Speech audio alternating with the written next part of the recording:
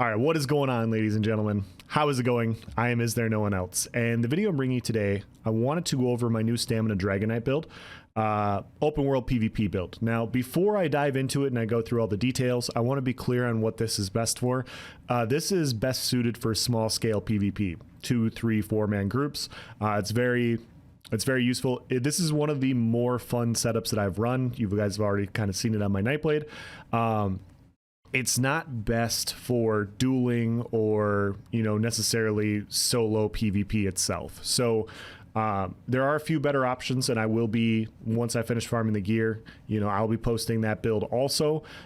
This is just a different type of build. It's a lot of fun. Like I said, guys, I have so much fun with this build. I'm willing to, forgive that it's not good in some avenues that I participate in. So I'm going to go through it. I'm going to go through everything. I'm going to provide different options for you guys as well. But like I said, there's a lot of variety. There's a lot of different things you can do with this setup. So with that being said, let's dive into it. I am a Nord.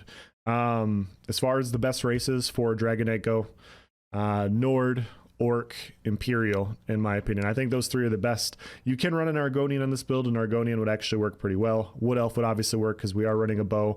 Yeah, this is a 2H and bow build. So yeah, as far as consumables go, we are running Lavafoot. Now, you don't need to run Lavafoot. You could run Artaeum. You could adjust some things and run Bewitched Sugar Skulls.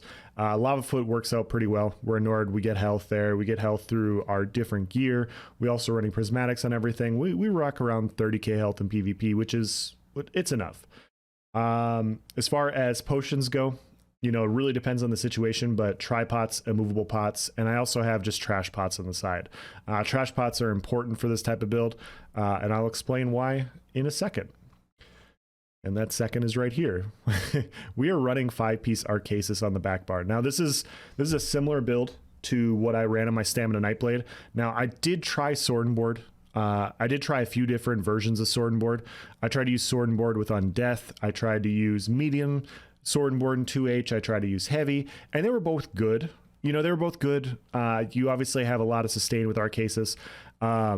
I just like the medium setup better for the fights that I'm engaging in. Now, what that means is I'm normally running in and trying to do some dumb stuff against large groups of players. And typically the large groups of players are running more AoE-centric builds. And so being able to tank 3 or 4 people is nice, but oftentimes I'm getting chased by more than 3 or 4 people. And so with Arcasis, I can't build tanky enough to face tank 7, 8, 9 people. So in my opinion, I think running the bow is better. Now, I had to go through the trial and error of trying that out to test it myself. There's nothing wrong with with Sword and Board. It works just fine. But I think going the bow and going medium armor is just a little bit better. You get a little bit more damage. You're still tanky with this build. I'll show that to you. You're still tanky. You can still take a hit, especially from a lot of the people that you're fighting. It's just, you're not a tank. So hopefully that makes sense. But yeah, Arcasis is as follows: max health, armor, max health. Whenever you drink a potion, you and 3 group members gain 43 ultimate. This effect can occur once every 30 seconds. So as I talked about before, this has a really nice synergy with a few different classes. How it synergizes with a Dragonknight is this boosts into our sustain. Dragonknight they can sustain through their battle roar passives. The more ultimates you get, the more you sustain. This is why Bloodspawn has always been so popular among Dragonknights. It's the ultigen. Arcasis is an ultigen set for you and for your teammates. And if you're playing with a buddy that's a Dragonknight, they're going to love the fact that you're running Arcasis because their sustain is going to go through the roof. Also, being able to get to your leap is one of the hardest hitting ultimates in the game. If you can get to your leap faster, you're going to hit harder, faster. It's very nice. This is, like I said, Arcasis is one of the most fun sets I've ever run because you get your ultimate so fast, and sometimes you're just rattling off. You're just rattling off damage, and you're really putting pressure on opponents. And when you run more expensive ultimates like I am on this build, it really comes in handy for that also. So yeah, we're back barring Arcasis. We are running a front bar Titanborn Maul right now. We got a charge with a shock enchant. I might take off charge this next patch, you know, and go sharpened or Nern. It kind of just depends. And this is going to be a placeholder for the Vateshran Small. The Vateshran's 2H will go in this place when I get it, which will give us a lot more burst, which will make this build a little bit better for solo 1vx PvP. Currently don't have it, so it drops it back a little bit. But once that comes in, some of the bursts that we're missing from other setups will be coming into play because Vateshrans will be not quite nice for this specific setup. Two-piece Balorg. I did try Bloodspawn. On this build. Bloodspawn and Arcasis on a Nord. I'm just going to tell you this right now, guys. You can pop a Corrosive and then leap with your Corrosive up. Like there's certain ways you can build enough ultigen to where you can have Corrosive up and you're leaping with Corrosive on you. It's crazy. However, when you're playing solo, the ultigen is nice. You know, you just can leap on people. You can pop your other ultimate, you know, Corrosive. It is quite nice, but I just wanted that extra killing power. And Balorg is just so strong. And it synergizes very well, obviously, with Arcasis. Every time we pop a potion, we build this ultimate, and this just scales higher and higher. One of the best damage sets in the game. Just invaluable for trying to kill people. Yeah, we're running it for that reason. We are running 5-1-1, 5 medium, 1 heavy, 1 light. So we got the heavy chest, we got the light legs, and then medium everywhere else. And then the other set we're running is Clever Alchemist. You see I'm running prismatics on everything. It's just the best way to get all the stats. DK, you know, you have a lot of magicka buffs. You know, your major mending comes from your igneous. You want to make sure that, you know, you have a decent magicka pool. You want to make sure you have a good health pool, and this allows you to do it. Clever Alchemist is just a great damage set. When you pop a potion, you feel a rush of energy, increase your weapon and spell damage by 651 for 20 seconds. Now, I am running all prismatics, and then I have 2 potion infused cooldown enchants. Now, if I was playing this specifically for solo PvP and not ever in a small group, I would take off the infused potion cooldowns and I'd probably go weapon damage. So you'd add another 260, 270 base weapon damage, you know, which, you know, it's over 500 weapon damage for these 2 enchants to change. Which scales, you know, with your major brutality and your minor brutality that you do have on a Stamina Dragonknight. You could add a lot more damage to this build that I'm currently not running, which is once again why I was trying to say how I have it set up isn't optimal for solo 1vx. But because I'm running in groups, I like running this. You know, I'm sacrificing a little bit of damage in small group play to amplify my group's ultigen, you know, so that we can get ultimates faster and those sorts of things. So that's how I have it set up. This allows you to just utilize Arcasis, utilize the ultigen. When you're fighting large groups of people, you know, it's nice to eliminate and thin out the field quickly. You can pop your ultimates, and then you'll get your ultimates back faster if somebody in your group's running Arcasis.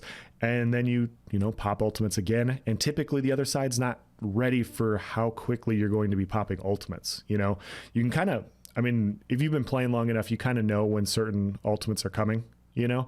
Arcasis just kind of throws that out the window. You know, it just, there's no preparing for how quickly you're just going to have ultimates drop on your head, you know. And so because you're putting more pressure, they're going to have a harder time sustaining. It's a really good set for group play, and I'm really trying to incorporate it and show you guys how I would fit it on a bunch of different classes.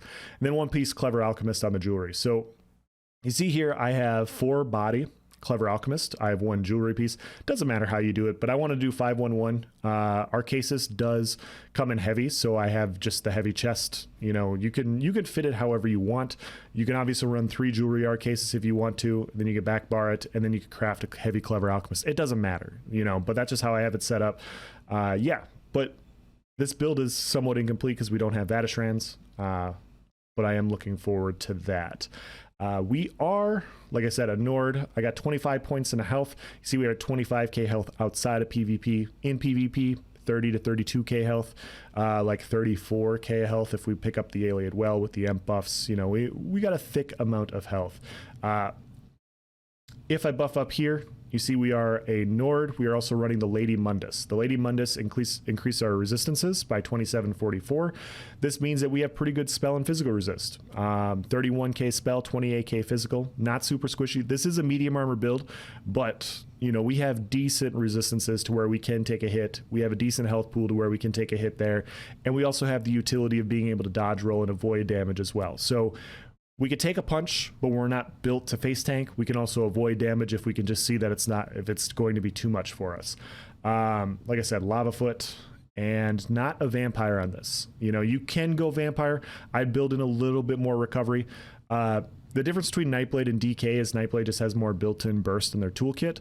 And so I don't like going stage 3 vampire on the Dragon Knight because I miss out on some damage that, you know, you kind of sorely need for this type of setup. Yeah, without Alchemist in our front bar, 2874 weapon damage, 26k stam, 1440 stamina recovery. Obviously that's going to shoot up. So if we go over here, we pop a pot. See, we jump up to 4223 with the back bar enchant. So we have a little over 4k weapon damage with Balorg. You know, we're going to jump up, you know, just under 5k weapon damage. Just over 5k weapon damage with continuous. So yeah, we still hit pretty decently hard. Keep in mind, we also have, you know, Balorg. We have a bunch of other things going on here. The recovery, you know, some of you guys are gonna say it's a little low, but I am running Arcasis, so I'm gonna get my ultimates back quite a bit faster with the 30-second cooldown. I get to pop potions faster, so I have my regens coming back faster. There's just a lot of good little synergies with this specific thing. Now, as far as the skills go, back bar, you know, this is why we're running medium armor as Shuffle. And I have to compare this for next patch because Shuffle is getting nerfed. It's not a ton. Honestly, you know, you can make an argument that Major Evasion should have gotten nerfed more. Major Evasion is one of the most powerful buffs in the game. You know, all the other major buffs got nerfed quite a bit. Major Evasion probably should have been dropped down in line with the rest of them, and it didn't. I want to say it's 20% instead of 25%. But Shuffle's just amazing. And so the reason I still stick with medium armor for 1vx is a few reasons. You have the increased weapon damage, which offsets some of the healing you get from heavy. And people always bring up, well, you know, you're just tankier in heavy. Yeah, for 1v1s, 100% tankier and heavy. You know, it's way better for 1v1 dueling, or if, like, you know, you're in the off campaign or you're in Imperial City and you're fighting a bunch of competent, sweaty players that are also running like dueling, small scale, like single target specs. Yeah, this build isn't as good. But when you're in the main campaign and, you know, you have groups of people going to take keeps and they're all running AoE based builds to counteract other groups, you know, if you think about how much AoE actually exists in open world PvP, this negates so much of it. Leap is AoE, Dawnbreaker's AoE, sweeps, jabs, Destro ult, Soul Tether, Harmony bombs, you know, Boneyard synergy, that's also AoE. There's just so many different things that hit you that is just AoE based. And you get so much mitigation from all that. Spin to win, sub assault, like permafrost. I could keep going, but bats, I'll keep going. There's just so much that mitigates it that if I put on the same build, like if I put on the same build, medium and heavy, and I go and fight the people that I fight in open world PvP, I feel tankier and medium for that reason.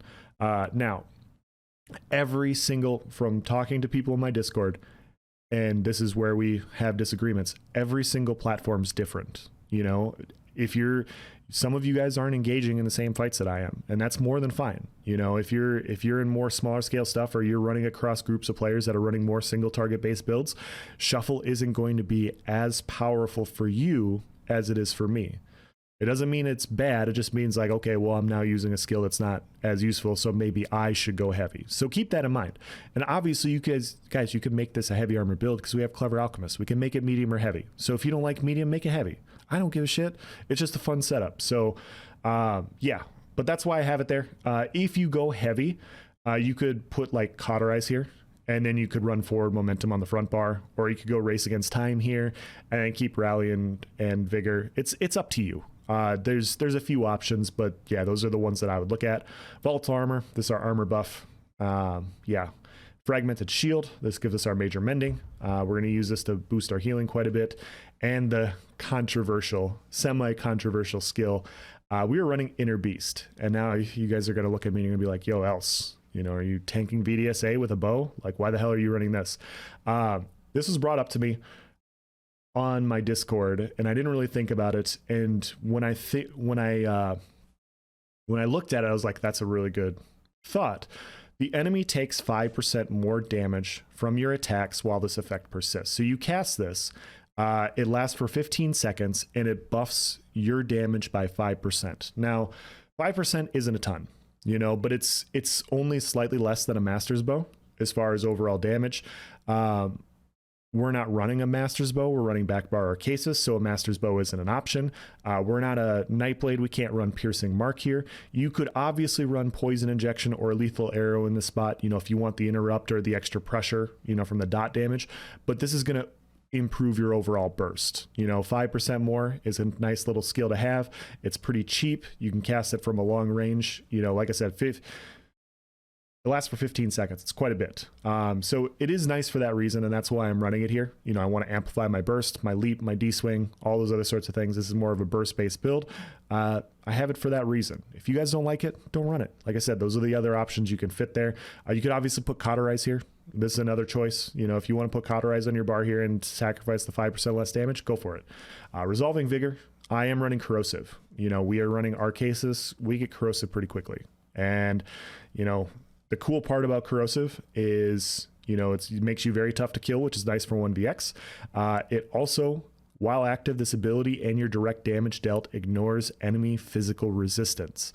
So I pop this. I get Balorg with the pen from that, plus the Maul in the front bar, and with all that, I get full pen damage. Now, due to the game performance, I know this is going to shock you guys. Game performance is at an all-time low right now. It's not working out very well. You don't always see the corrosive animation. You know, you don't always see that somebody's in corrosive. You don't always hear that somebody's in corrosive. And so all of a sudden, like, somebody's going after you and you're like, oh, whatever, you know, I know what damage this is. And all of a sudden I pop corrosive, I have Clever Alchemist, and I'm hitting you with full pen D-swings. Health bars disappear quickly. I've taken out a Thew's Harbinger build with just corrosive with the setup. It's very effective. If you don't know that this is coming and the game doesn't allow you to, this will catch people by surprise and absolutely nuke them. And yeah, being able to get to it quicker for 1vx is nice, which is why, you know, I like Arcasis so much. Now, on the front bar, we're running Take Flight, D-Swing, Noxious Breath, Rally, Camel Hunter, and Executioner. Now, this is pretty standard setup. Noxious Breath for AoE Major Fracture. This also does a ton of damage. Like, you look at it, it does a good amount of damage, and it's, you know, it's good pressure. When you go into Corrosive and you're fighting a few people, you hit this a few times, you can really, like, drop health bars. And if people aren't healing, you know who to focus and who to take out. Yeah. Camel Hunter, obviously, pull Nightblades out of stealth. It also increases our crit damage. It also gives us minor berserk, so we attack somebody from the side. We get the 8% modifier here. We also have the 8% modifier with minor vulnerability with the shock enchant. You know, you see my weapon glowing like that. That's why we're running the shock enchant with charge. So we have the 8% there. We have the 8% here. There's a lot of hidden damage in this build in the same way with the Nightblade. So it does hit pretty hard. It can hit harder. As far as passives, it's the same old passives, you know, Andante 9, 511. You want all your 2H passives, you want all your bow passives, medium armor passives. Yeah. As far as our champion points, 1 into Siphoner, 61 Warlord, 64 Mooncalf, 49 Tenacity, 72 into Tumbling, 23 into Shadow Ward. There will be times you're blocking. Somebody drops a meteor on your head. You know, somebody's running a hard-hitting Soul Assault build. You got gankers. You know, all of a sudden you get desynced and you take 2 snipes and you're not dead. You know, you want to block and heal out of that. But you want more points than Tumbling because you want to avoid damage. 49 into Blessed, 72 Master at Arms, 61 Precise Strikes, 24 Piercing, 64 Mighty. We have none in Thaumaturge. We're only running 1 dot. Everything we're building around on this specific build is all direct damage. And so we're stacking as much in all this as possible to hit as hard as possible on that burst. If you run Poison Injection, you know, maybe you want to adjust some points. So then you're running 2 dots at that point. If you put Venomous Claw on, you probably want to stack a few more points in the Thaumaturge. It's your own preferences, guys. Like, you can, DK can be built a few different ways, and CP can be adjusted accordingly for that reason. 72 in Ironclad, 59 Resistant, 64 Hardy, 56 Ally Defender. I have none in the Thick Skinned. Now, you could put a few in here. It's up to you. I don't think it's a big deal. I just put my points in health to increase my healing. So your choice there. Yeah, that's a CP. Now, as far as the build goes, like I said, it's a lot of fun. when I'm trying to 1vx, you know, I'm not running sets that are super tanky, you know, and so this isn't going to be a pure tank spec. This build has, it's a few different things.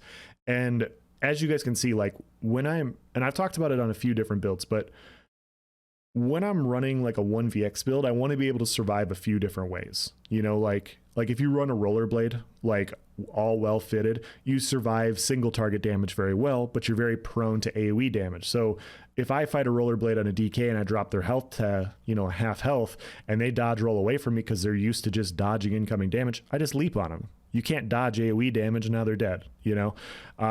With this type of build, I like having the utility to be able to do multiple things, you know? So I do have solid resistances. This is pretty good resistances for medium armor. 31k spell, 28k physical. If you wanted more, you could put blood spawn on. You know, you get up to 34k spell, 31k physical. You're in a pretty good spot. But I could take a hit because I have a pretty good amount of health of resistances.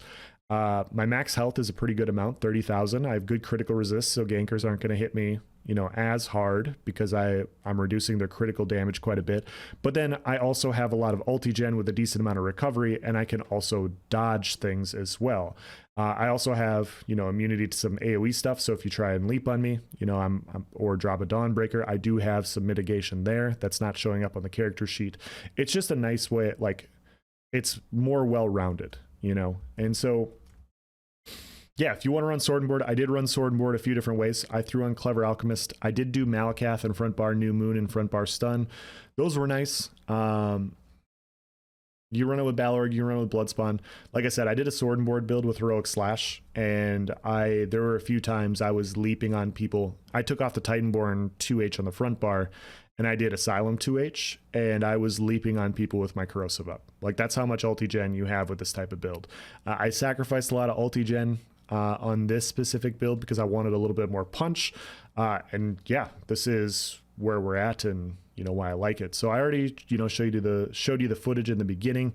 Yeah, you actually hit a decent.